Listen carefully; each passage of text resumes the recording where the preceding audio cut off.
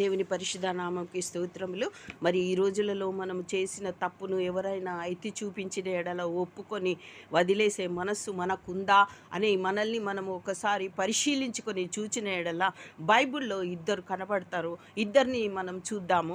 ఒకటి స్త్రీ, యోహాను సువార్త 4:39, నేను చేసినవన్నీ నాతో చెప్పినని సాక్ష్యం ఇచ్చిన స్త్రీ యొక్క మాటను బట్టి ఆ ఊరిలోని సమరయులలో అనేకులు ఆయన యందు విశ్వాసం ఉంచిరి.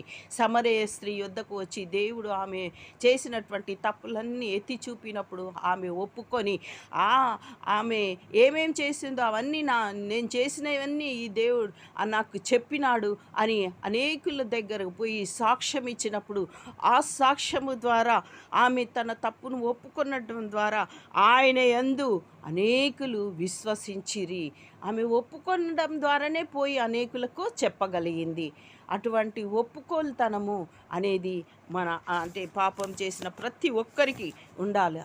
నా పాపం నువ్వేంటి ఎత్తి చూపెట్టేది, నేను చేయలేదు అని అందరూ అంటారు. అందుకని పాపాన్ని ఏంటి దాచిపెట్టకుండా ఒప్పుకొని విడిచిపెట్టువాడు ధన్యుడు కదా.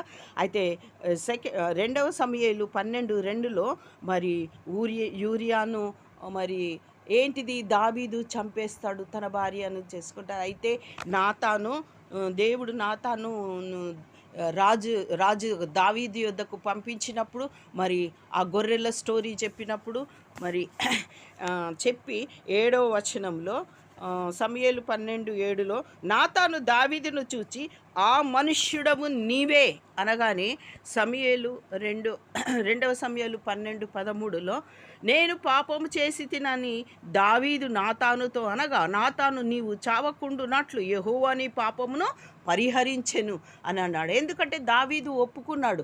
అక్కడ చూడండి మరి ఆ విధంగా ఒప్పుకోవడంతో ఏమవుతుంది అనంటే చావు నుండి తప్పించుకోబడ్డాడు. కానీ అక్కడ హేరోదిని వలన యోహాను తల తీసేసిండు. ఈయన రాజైనా కానీ తన తప్పును ఒప్పుకున్నాడు. రాజు తనను బంధించవచ్చు, చంపొచ్చు, ఏదన్నా చేయొచ్చు. కానీ ఆ విధంగా చేయకుండా దావీదు రాజయ్యుండి తన తప్పును ఒప్పుకున్నాడు. మన యొక్క తప్పును ఒప్పుకొని నీ తప్పును చెప్పినప్పుడు నీవు పశ్చాత్తాపపడి ఒప్పుకొని విడిచిన ఎడల 2 కార్యాలు జరుగుతాయి. ఒకటేమో నీ సాక్ష్యం గొప్పదై అనేకులు దేవుని యొద్దకు వస్తారు.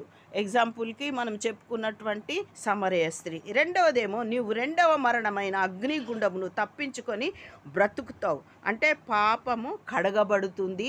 మరి